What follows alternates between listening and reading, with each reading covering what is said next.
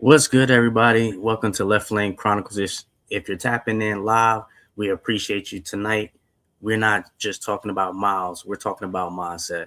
Our guest has put the road to the test from the edge of the $1 million highway to the raw beauty of Niagara Falls, all the way to unforgiving stretches of Alaska. But this journey, but this journey hasn't just been measured in miles, it's been measured in purpose. He rides with intention. He captures moments that makes you feel like you're right there with him. And through his event, Unleash the Peace, he reminds us that sometimes the loudest thing in the world is silence on two wheels.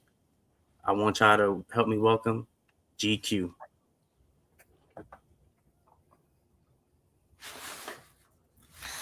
Sorry What's for my up? little nervousness right there. Like I said, I've been trying to practice that all day, coming in here. You know what I'm saying?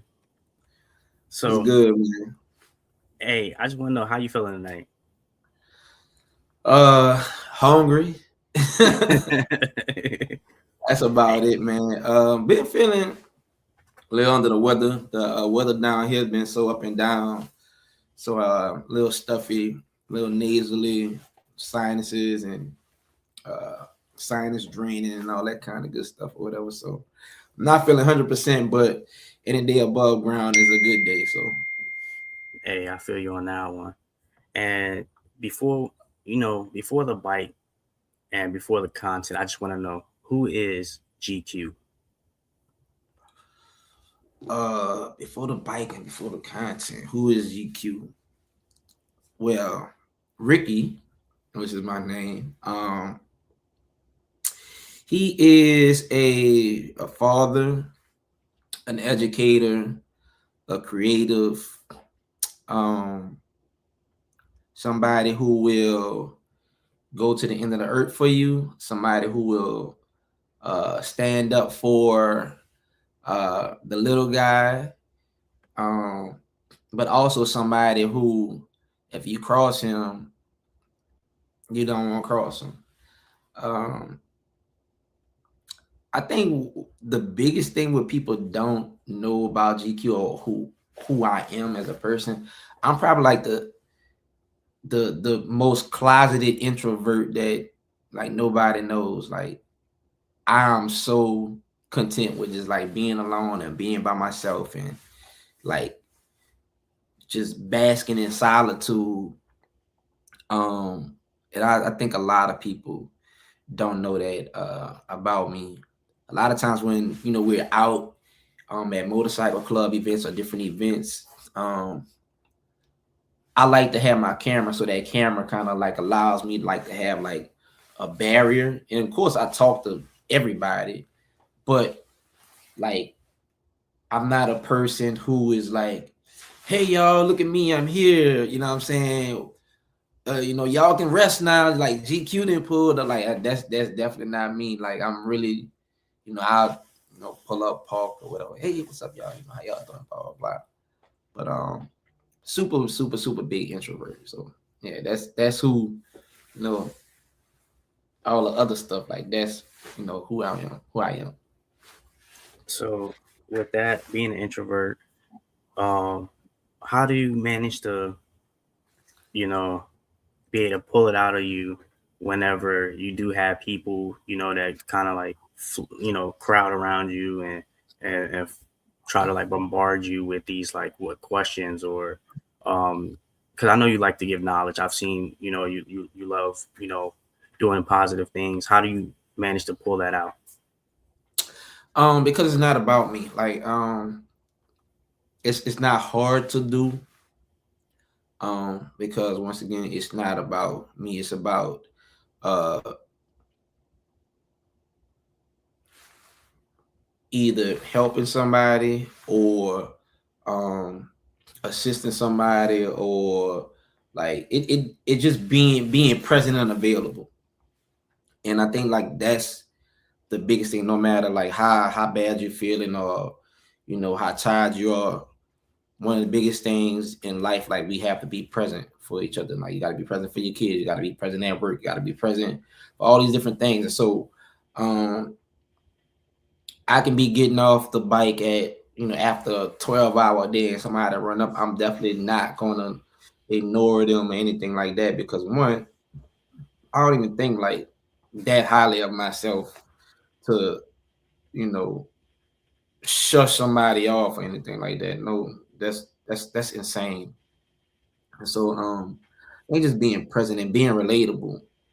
Um I've had questions and I've wanted to meet certain people and stuff like that before. So I always try to put myself in other people's shoes and think of how they would feel in that moment as well. So I take all the time in the world to engage with people, whether it's off the bike, whether it's like in real life, on social media, whatever. I get a ton of questions, a ton of DMs and stuff, ranging from what kind of cameras I'm using to what kind of balls I have and when my next ride, all this other kind of stuff. So I just try to give the best advice I can, because I know at one point I look for that same type of advice. And speaking of the bike, you know, um, what keeps you going when you're on the road, when the road gets long? Like what keeps your mind at ease? Um, it's gonna sound crazy, but death. So, and I don't mean it like, oh, I'm gonna die. It's more like life is like the one terminal illness that everybody has. It's gonna like we gonna like die at one point. So we all have a terminal illness, and it's called life.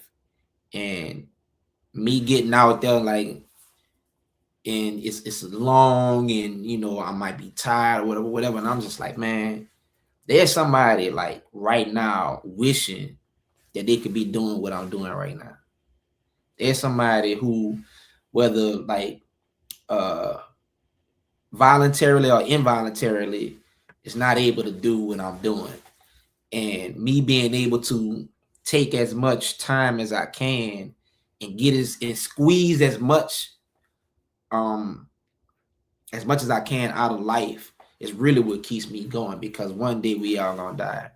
And that's kind of like one of the things I just keep pushing for, to keep going, to keep going, to keep going, because um for the people who do know and the people who don't know, I was adopted, and my mom, I talk about her live birth to me. You know what I'm saying? I named one of my bikes after, whatever the case may be.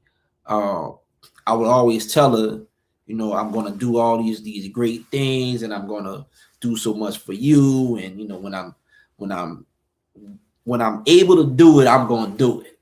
Because I want to do things big. So I was like, yeah, I'm gonna take you on trips. We gonna do this. We gonna do that. I gotta get my money right. I gotta get this right. I was always talking about the things I needed to do the stuff that I wanted to do for her. In February 2021, she passed away, and it broke my heart. Like, it literally, like, just like, to this day, like, I'm heartbroken. I don't even like thinking about it because I'm gonna get emotional. But um, I just kept telling myself, like, damn, like, I didn't get to do all the stuff that I wanted to do, all of the things that I said that I was gonna do. And so um, when I'm out on that road, like, I'm making sure that I'm doing everything that I want to do, even when I'm tired, even when I feel like I can't go anymore, because life is extremely short, and I don't want to wake up one day and then be like, I wish I did this, or I wish I'd have kept going, or I wish I'd have stopped to check out um, this little attraction on the side of the road, or take that picture. So that's the thing that really kind of keeps me going. Okay. And so would you say your drive is like family based that keeps you pushing? Because you do have like you have little ones that's watching everything you do, and I understand as a parent myself that if I show and demonstrate that it's okay to give up, then my kids are watching that and my family's watching that, so that kind of gives that makes lets them think that okay, it's okay, you know. Um, So by moving forward, do you think that actually teaches them, to have that same drive that you have? Um, yes, but I want to just directly attribute that because I think it's the same, but it's not the same. Um, I think more so the stuff that I'm doing for them is just to show them that like just like anything is just possible. Their drive may not be necessarily like motorcycles, but whatever they can think about doing, they can do. So a lot of the rides that I've done, uh, it was just a thought. Like, I want to go to Alaska.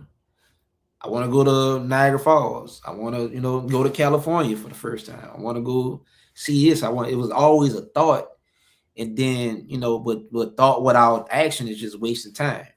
And so I will put things into place. And it's like, okay, here it is. Like, I'm gonna do it. Like, I was scared as hell for this last trip. I ain't even lie. Every time I think about doing something like out of this world, like I'm super nervous. I'm like, man, what it's gonna be like?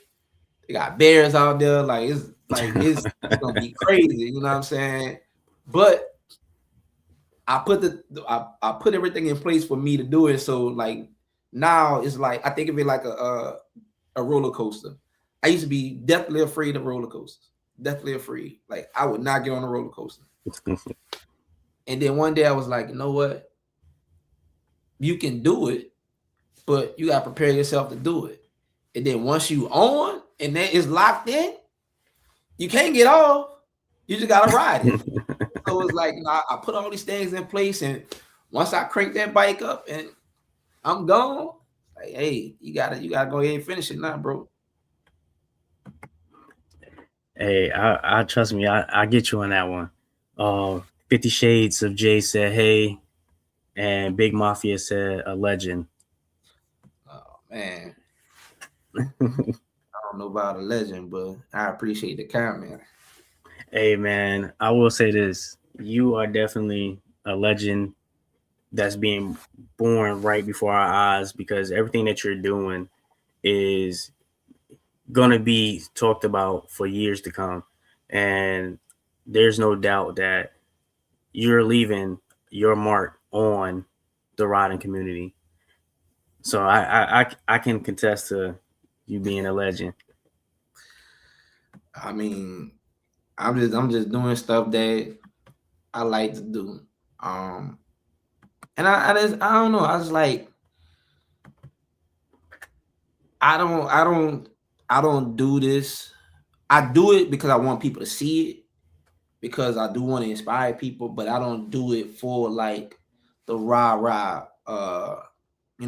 part of it. Like I don't care about all of that other stuff that might come with uh having status or having people think of me some type of way. I just want to just get out there and do my thing as a motorcyclist and inspire people along the way because um there was people who inspired me. Like I seen people do stuff and I'm like, I could do that. And then I was like, I'm gonna do that. Or I might have seen something else and it's just like, okay, if you don't have an example, you really don't know what to expect or what to look for or what to achieve. You know what I'm saying? So when you have somebody out there doing it and then showing you, hey, it can be done, like that's powerful. So I mean, I appreciate the people who have picked up on some of the things that I've done. I know a lot of people have reached out to me, especially after the first Canada run when I met the little Gypsies Nation. Shout out to Chrome and all those guys over there. A lot of guys was like, "Hey, how did you meet them? How did you do this? How did you cross the border? How did you, who do I contact?" And I was just like, do this, call them, don't do this, cross like this." I was putting out a lot of information because I want people to go ahead and do it too. You know what I'm saying? So That's how I look at it. We just gotta just pass that information along to other people. And it's crazy that you talk about that Canada trip. I actually watched that video, and that's what inspired me to actually go ahead, get out there, and ride into Canada. Mm, Um, I rode to Niagara Falls, and then a friend of mine we ended up riding to Maine for a national park, and we just so happened to be an hour from the Canada border, and we went to go eat breakfast in Canada. So far I've been there twice, and I will say watching your video definitely helped me understand a different way, like a way to do things and how to move, because if I didn't watch a video, I probably would have got caught up at that. Hey, you got to take the bridge or whatever the case may be, yeah, So, yeah, yeah, and that was one of the things that I actually mentioned to my friend too. I'm like, hey, actually no, I went with Just Gab. And I yeah, was letting her know like, hey, we got to cross the bridge. Like I remember in the GQ video, we he yeah, couldn't go this way. We had to go a certain way. So it was definitely cool. And I will say that your videos do put us on game on how to maneuver where we're going. yeah. I mean, like I say, I don't want like nobody to be caught off guard with none of this stuff.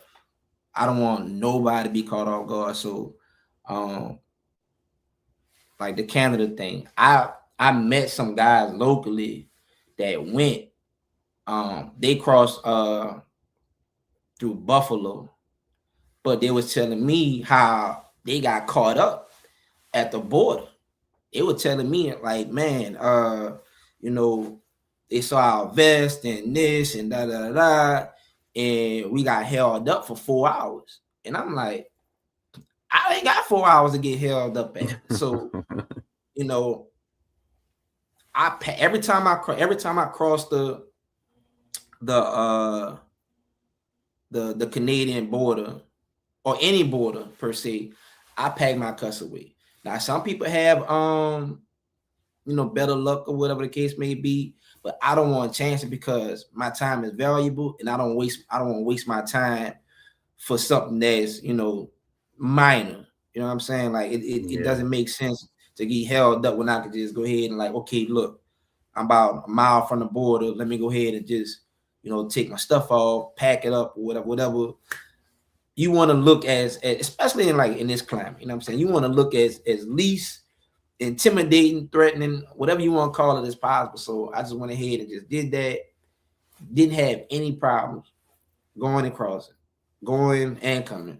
So with the first Canada trip, got over there and back, and it's always on the way back where I get questioned a little bit more, but yeah, it wasn't nothing crazy. Like they're just like, so what were you doing? I want to ride my motorcycle, you know what I'm saying? But then I always had my camera stuff. I was like, yeah, I was getting content from YouTube and I do this. And when I start pointing at cameras, I'm like, look, this one's on right now. They're like, oh, okay, yeah, you go ahead and go. Like, they don't like being on camera. They'll tell you, like, yeah, don't put me on camera. Okay, cool. Well, it's recording right now. So, but they usually just go ahead and let me through. yeah. That's kind of like when we went through to go to the Canada side. Um, they asked me like, "You got any food or anything?" I said, "Well, I got some crackers in here. I mean, you want the crackers?" He stared at me for a minute. Yeah, It's just like, nah, I think you should be good with the crackers. I'm yeah. like, okay. He hesitated. I was like, if this man stopped me over some crackers, man, that's crazy. Hey, bro. And like you said, coming back through, that's where I got questioned the most. Come back onto the American side. Mm-hmm. So, but which so speaking of rides, which ride challenged you the most? You would say. Oh, which ride challenged me the most? Alaska, hands down, hands down. Alaska, that ride. I don't think so. With the rise of social media and stuff like that, people are able to connect with other people. They're able to follow things that people are doing and so on and so forth. And there's a lot of motorcyclists that's going up that way because they see people going up that way. But when I first heard about going to Alaska, it was I'm looking what's the quickest way I can get to the border to get to the like I just wanted to touch Alaska and then come on back. And that was Hyder, Alaska. And so uh I talked to a couple of people and I was telling them like, hey, I'm thinking about going to Alaska. And it was like, okay, well, what part of Alaska you think about going to? I was like, Hyder. And he was like some big dogs. And it was like, nah, bro. Like, if you gonna go, like, oh, they with how they labeled it, I didn't label it like this. I didn't label it like this. But how they labeled it, it was you got Alaska, you got fake Alaska, and you got real Alaska. And so they was like, you don't want fake Alaska. That's not my words. It's not, that's what they say. And I'm like, well, what you mean? It's like you want to see that sign that says welcome to Alaska. I said, okay, cool. So when I changed my route up and I recalculated everything, it was another 2 days ride from Haida, from like going that way. So I'm like, man, that's far. Like God it's dang. already, gonna take me almost 8-9 days to get there. So I had to add another 2 just to get up there. Like it was, but not another 2. It took me 8 days to get there from my house. It would have took me 6 days if I went to Hyder. But it was the most challenging because as much as I prepared for it, nothing can prepare you for going to Alaska. Like nothing can like I did research. When I tell you research, like I'm on Google Maps, like looking at Google Earth, looking at the different like because they're like, oh man, like the road bad and all that stuff or whatever, and they got gravel. And I'm like, and I'm talking to people, they're like, oh no, it's not bad. I'm talking to people who went. I don't have no ego. It was bad. The roads were terrible. You know what I'm saying?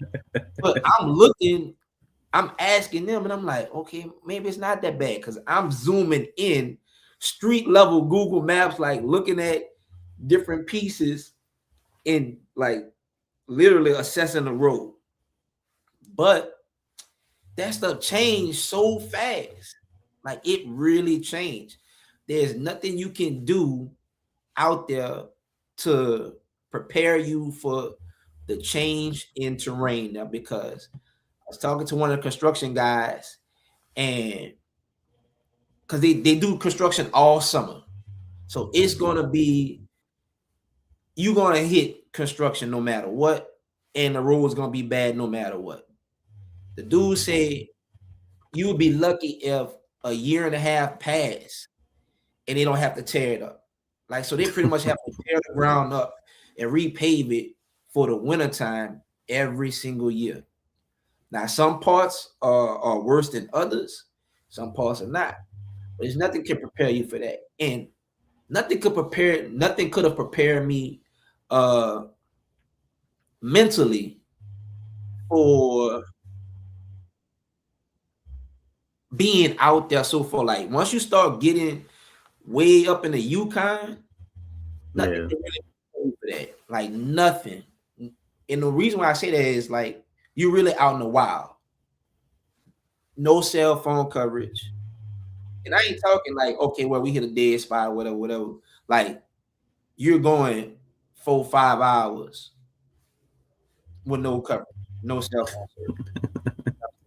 You got bear just chilling on the side of the road like deer, moose sitting on the side of the road, chilling, crossing, bison just and you in your mind it messes you up because it's like, shouldn't they be behind some type of fence or something?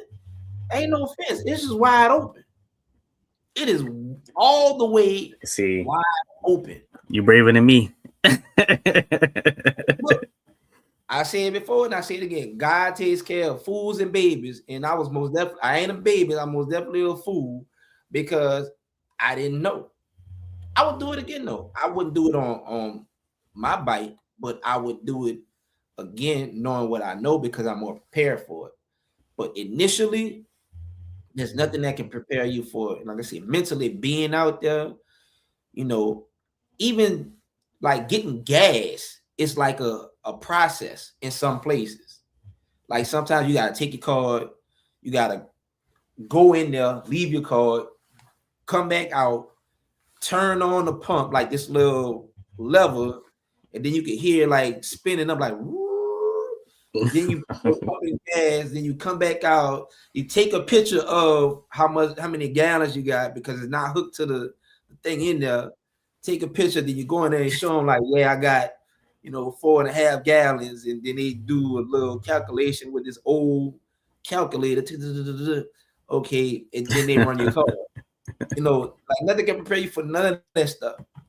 But it was definitely challenging.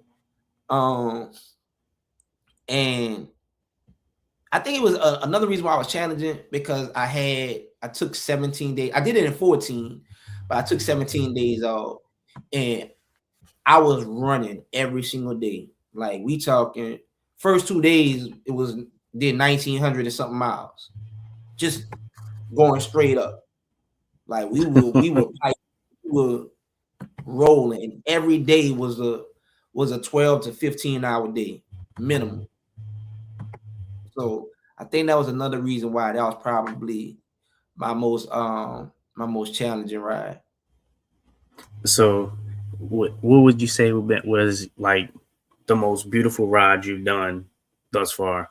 So she had you challenging. So what's the most beautiful ride, and what was going through your mind during that ride? I would say probably the same thing, the Alaska ride, like Okay. but in different sections. Um some stretches in the Yukon it's just forest, it's just wild. But there's some stretches where it's just like you see just nothing but like mountains and glaciers and stuff like that. And it's just like crazy.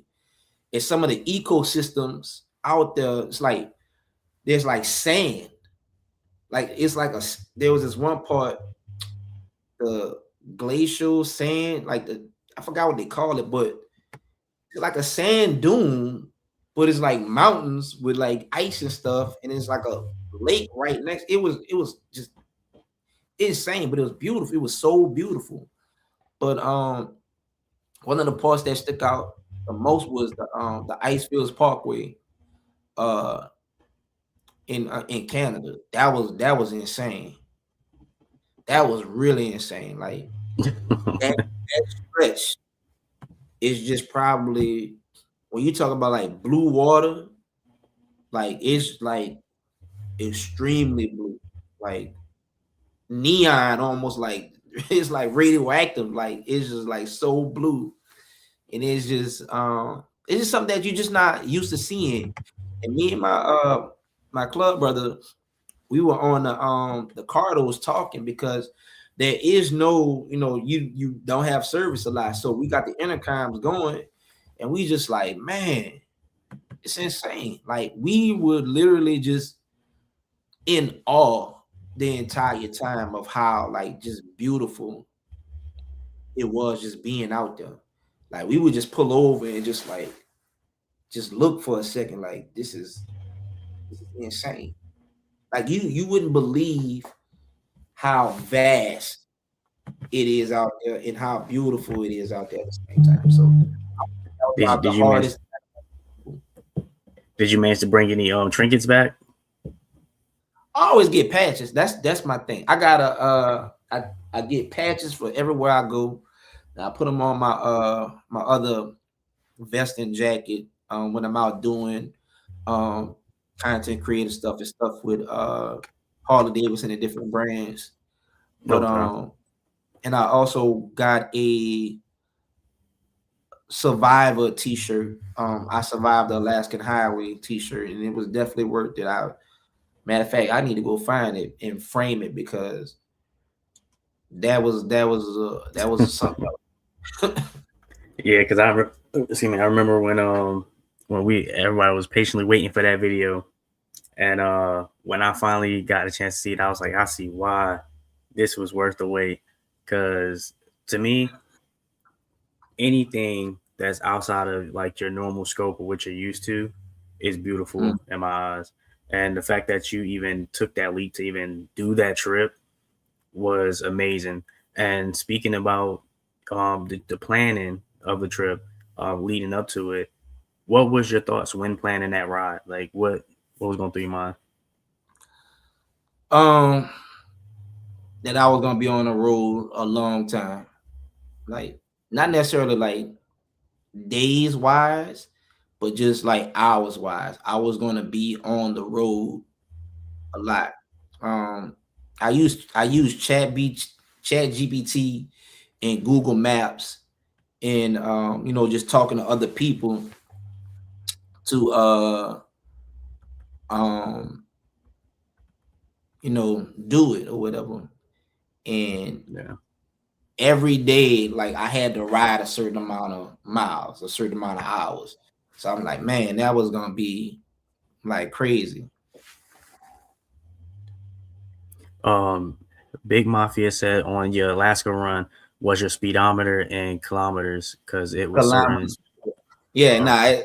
we switch we switched it to kilometers because we wanted to make sure that we were gauging our gas correctly. Like I wanted to make sure that we had enough gas to make it to the next gas stop. So as soon as we switched over, where we crossed the border, we switched it to kilometers, and then we switched it back once we got out of there. And before we continue, you had a few people want to say what's going on to you. Uh, J Hog and Lanes want to say what's up. What's up? Mr. What's up? Extra and They Artavia love. Hall.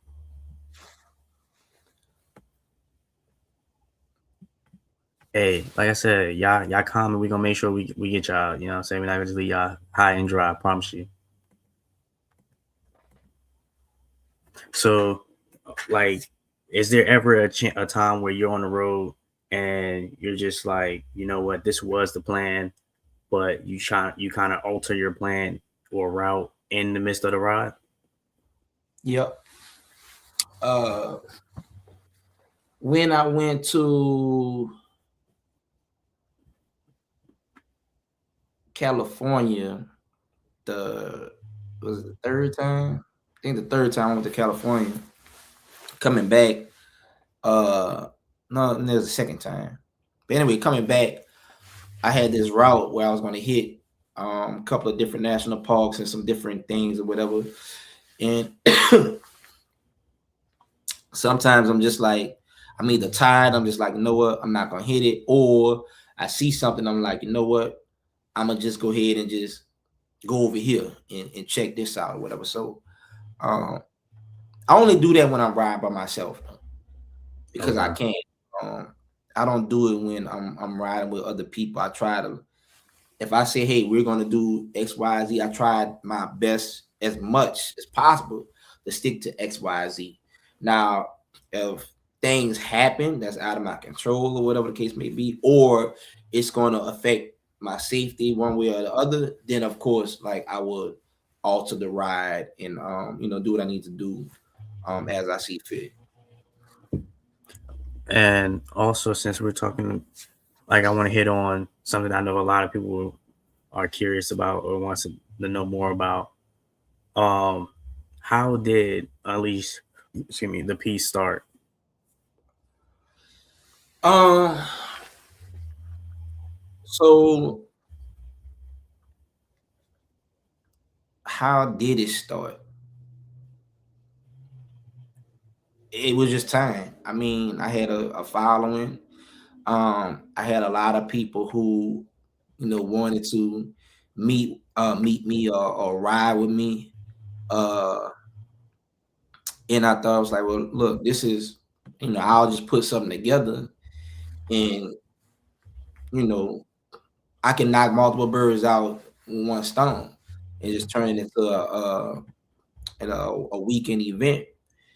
And I kind of did it like the first one. I did it like last minute. Like I probably started it. I started promoting it in March, like 2 months, 3 months before, and it was a success. And then last year was just insane. Like it was just like people and bikes everywhere. And this year I'm expecting it to be even bigger. So it started by me just like trying to find a way to connect with a lot of people who follow me and who support me, and they can have that kind of that time to kind of interact with me and like-minded people um in a chill space or whatever. So a lot of times when we have like big events with like Daytona or like those rallies and stuff, it's hard to really connect with each other. It's just so much going on. And so how I put it together, it's more of us just coming together and just commingling with each other for that weekend. And of course, majority of everything that I do has a purpose, and I wanted to use that platform or that event to give back to my community, because I was doing it in different like various little instances, whether it was like me um going up to Detroit and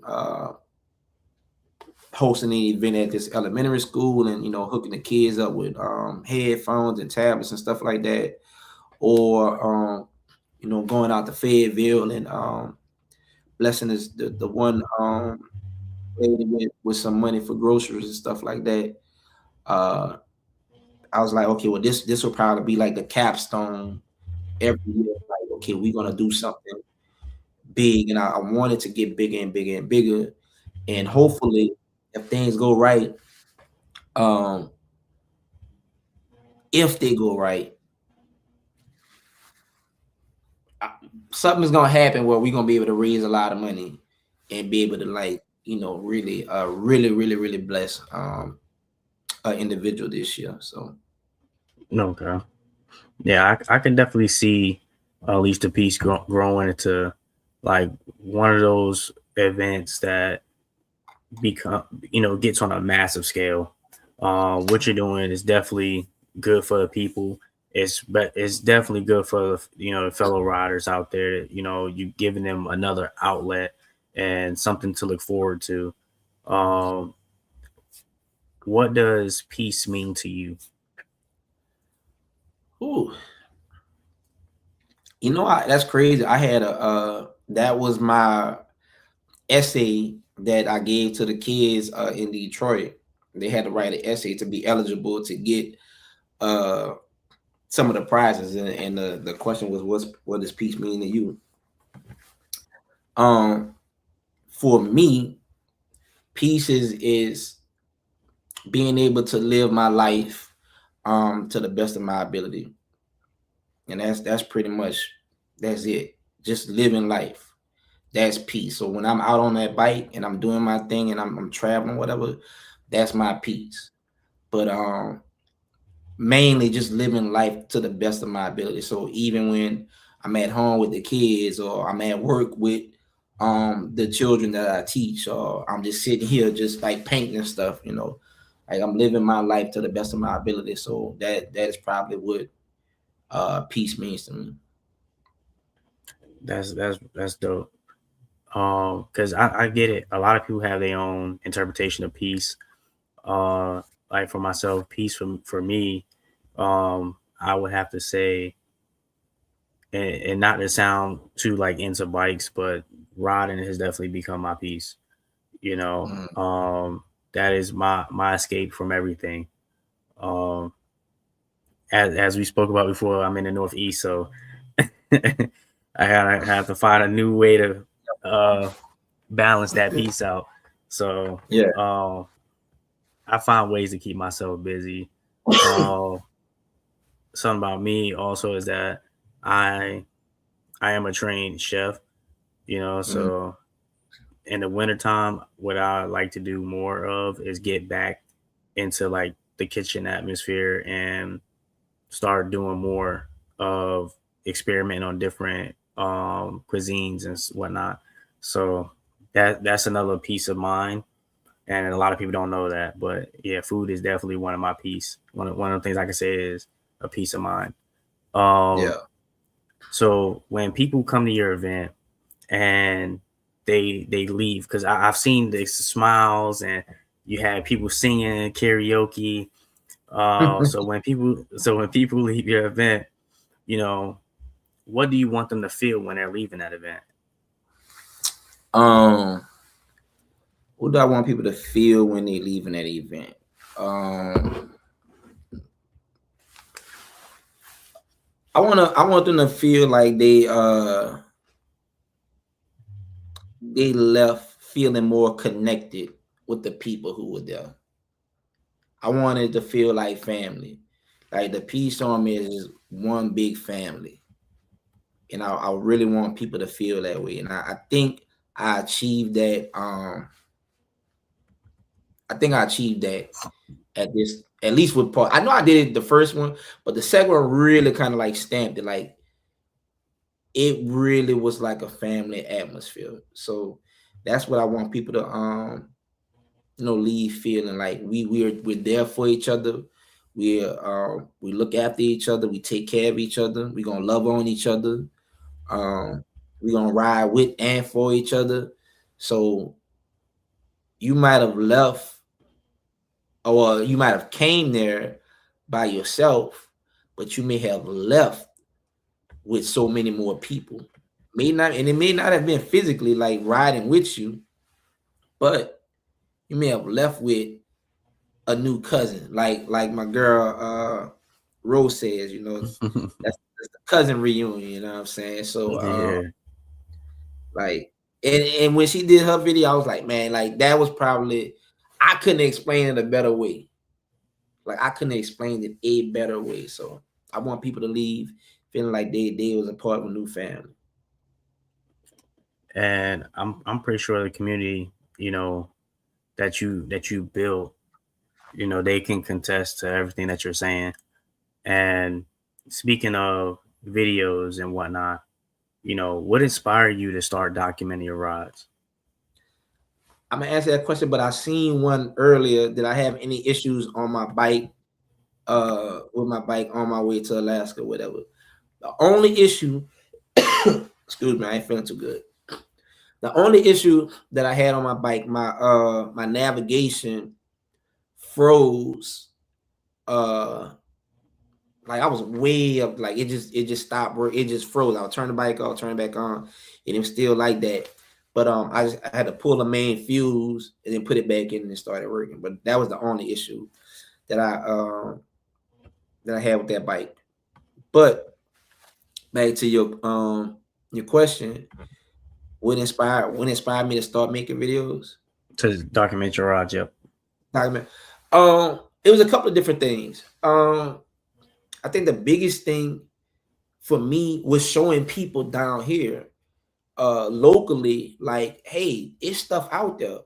New Orleans is like the smallest big city in the United States. Like we got maybe like 300,000, like 350,000 people that live here or whatever. So it's a big city, but it's not a metropolis.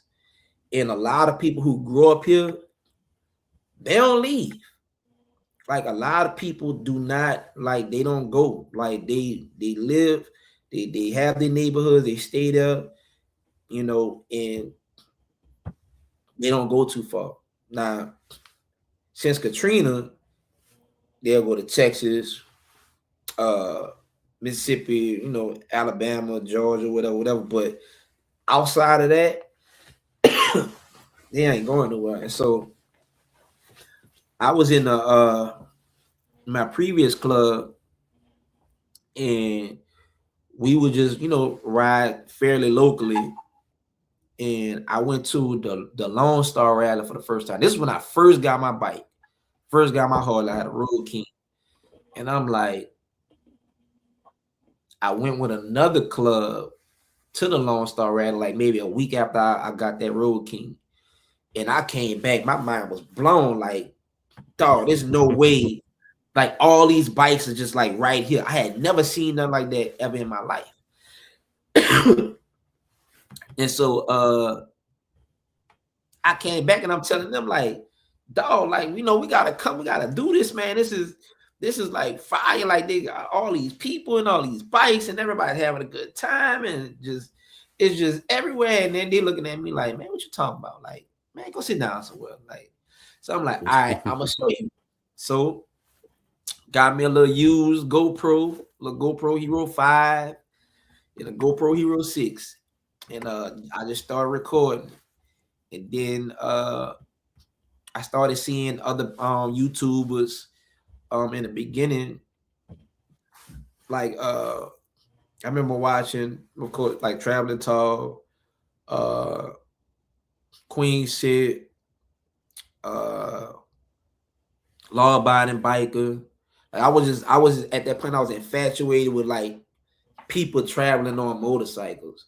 And Mm-hmm. so I just started like watching that and I was already recording. I'm like, oh, this is dope. Like they got people out here who really doing it. And so I just started doing it more and more and more. And eventually it just kind of like evolved. It's like early in the, I guess in my YouTube infancy, like I would do more like vlog style, like videos where I hop on a bike and I'm like, hey guys, is we going to do this today and and I would do a lot of talking. But I don't like talking. Cause I'm really an introvert. Like I say that earlier. Like I don't like even in the confines of my helmet and stuff like that, just knowing that I'm just talking to somebody, like for me, it just feels awkward. Like I'll Yeah. do it in short spurts, but I couldn't do a whole video, you're talking 10, 15 minutes of me just talking like that, unless it was something really, really important or really, really pressing that was on my mind or my heart where I needed to talk about. And so that kind of like involved to me just like doing a narrative piece where I would just like write down how I'm feeling and stuff like that. Cause I can express how I'm feeling more as opposed to me just talking uh the whole time. So And it's so for me, um, I would say a lot of my inspiration came from people like yourself, Kelly B, Traveling Tall, and I watch, Law Abiding Biker as well. mm, Um, and I my thing is it showed me that you gotta be, you gotta, be comfortable with with being uncomfortable, and that's what I took from it because I know at some point you guys had to get out there on your first ride and just be like, you know what, I'm just gonna do it, you know, yeah. and learning how to be comfortable with, being uncomfortable is something that I learned as my time in the service too, and that's something that they always used to preach, and it's like, yo, like, I used to be like, yo, I want to go see this, I want to go do this, I want to go do that, and I would say that when I was going to do it, and I finally got the time to do it, and I'm just like, I'm doing it, and it Mm, wasn't until like me starting to push more and more of state lines, wasn't until I ran into Gab, mm, and her and I started doing different rides, or she'll tell me about a ride, and I'm like, all right, cool, I'm gonna do my best to make it, and I would show up. So things like that, when I used to watch Gab videos a lot too, and she is definitely one of the people that still push me till this day to push that boundary as well. um I'm type where I'm at work, I like to sit down and watch y'all videos, so if y'all put something new out, trust me, I'm watching them. I'm sitting at my desk and I'm watching it. I know people are like, how you watching, you supposed to be working? Listen, the way my job is set up, I'm able to don't do it. mind. So, oh, you got someone saying hello. What else we had? We got Jay Hogging Lanes. Your videos were some of the ones I binged before I even started to learn how to ride. Pure inspiration. to do what we do now. And that's from Jay Hagen. That's what's up. And then Big Mafia says, before this live ends, I want to tell you again, bro, you are the reason I ride. I've been lost since my mother died, and I'm back alive because of your similar story. I appreciate you. Man, listen, bro. I get it. Like, I'm telling you, I was riding. I'm like, man, ain't no way. Like, this is the person. And then, especially somebody who took me in, you know what I'm saying, who didn't have to do, like, we not talking about somebody who you know, I'm adopted or I'm taken into a family who well off. I mean, like, we got, 2 bedrooms, 3 bedrooms with like 7, 8 people in the house, you know, but she did everything she had to do to make sure uh I was safe, I was loved, I was cared for, you know what I'm saying? And so when you lose all of that, and then knowing how much that this woman sacrificed for you, I was definitely lost. You know what I'm saying? Like I was done. And it hurt me because like I said, all I wanted to do was just like repay her, and not being able to do it, like it stuck with me. It sticks with me to this day. And so if y'all see like on my videos or like my pictures and stuff that I post on Instagram, I have my mom's shirt with me, like her memorial shirt. And I take that's my way of bringing her on the trips with me that I said we was gonna do. Of course, she wasn't hopping on a motorcycle, but you know what I'm saying, like I wanted to do stuff like that together with her, whether it's a cruise, whether it's we hop in a car and like go somewhere or catch a flight. It was never able to do it while she was still breathing air. And so anytime I'm going on anything long distance, I gotta pack that shirt. I have, like, that's on the checklist. Like, I gotta pack that shirt. And every time I make it to somewhere where it's like monumental, I gotta take it out. You know what I'm saying, and basically talk to her, like tell her, like, look, thank you. I appreciate you for watching over me, one, and just being there with me. So like I'm still getting that mother son time in. It's just in a different way. That's well said. And I feel what people can take away from that as well is, you know, don't take, life for granted, because at some point, the people that we hold near and dear, they're going to get called home. Right. My mother lives like 2 hours away, and I try to see her as often as I can. Part of that also comes from your story as well. And, my grandmother just passed not too long ago. So my mom, she lost both her parents. And I know that, she definitely goes through it and whatnot. I've spoken to her on times, where holidays, and she breaks down due to the fact that, she recently lost her mom. So um yeah, make sure y'all stay in touch with your loved ones, because it's very important. For I will real. say that. For real, for real. Gab said, thank you for sharing your story and inspiring us to push through difficult times. Man, look, it's nut, man. Look, I appreciate you coming down to Unleash the Peace. Shoot. Gab can sing. People don't know, man. Gab can get done, man. Gab can throw down. Excuse my voice, man, but Gab can throw down. She can So throw so absolutely so down. what you saying is you're gonna have Gab sing And this year again?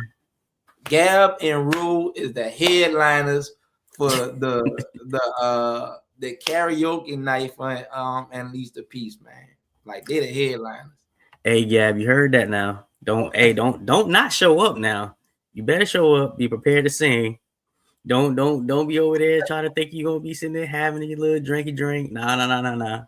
You coming to sing, you coming to work.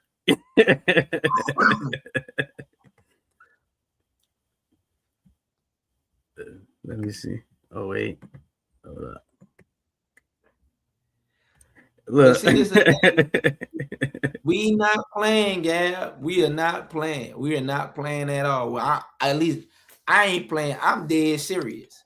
Matter of fact, I might try to figure out how we can incorporate some type of prize for our little karaoke night. But it was just such a vibe with like good people. Like you just had to be there. Like we all did videos about it, but like it's nothing like being there. Yeah. And seeing everybody hop on the mic and like, laugh and clap with each other and stuff like that. You know what I'm saying?